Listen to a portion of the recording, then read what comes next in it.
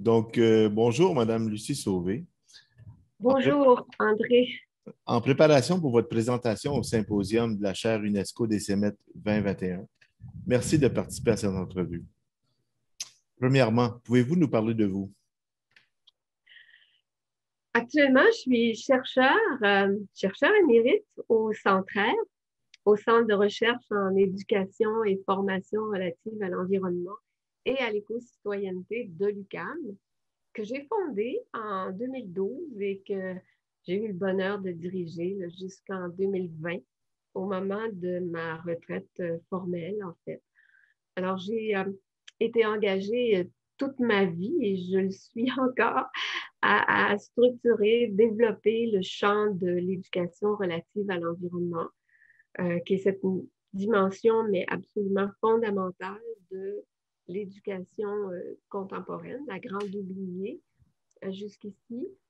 Et puis, je pense que c'est très important en lien avec le rapport à soi-même, à l'autre humain, d'apprendre à construire, reconstruire notre rapport au monde vivant et à cette maison de vie que l'on partage.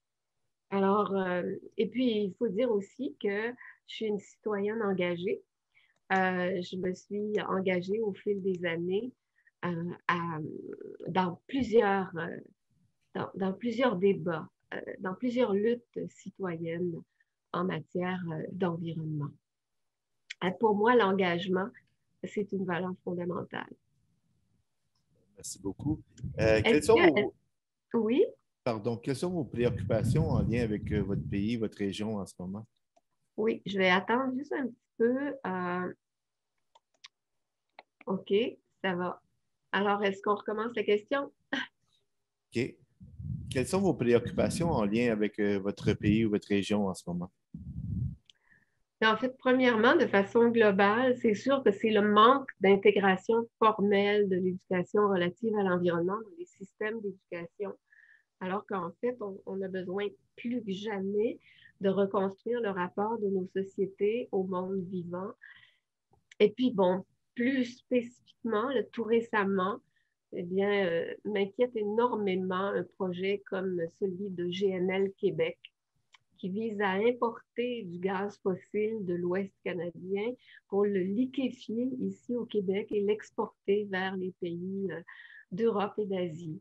Et puis ce projet-là, qui est en cours d'étude en ce moment, là, on vient de déposer le rapport du BAP, le BAP vient de déposer son rapport, mais c'est un exemple de la gouvernance politico-économique actuelle où les lobbyistes des entreprises qui sont légalement inscrits en fait auprès du gouvernement bousillent la dynamique démocratique. Et dans ce contexte-là, mais la charge qui revient à la société civile est extrêmement exigeante pour tenter de contrer de tels projets insensés. C'est d'autant plus important dans ce contexte-là de déployer une éducation relative à l'environnement de façon transversale dans notre société. Merci. Et finalement, qu'est-ce qui vous inspire en ce moment? Ce qui m'inspire, c'est les histoires à succès. D'abord, celles des enseignants qui réussissent, malgré le carcan de la forme scolaire, à développer des projets pédagogiques lumineux. Et puis aussi les histoires à succès des citoyens mobilisés qui réussissent à contrer des politiques ou des projets évasifs, destructeurs des territoires et aussi qui portent atteinte aux populations.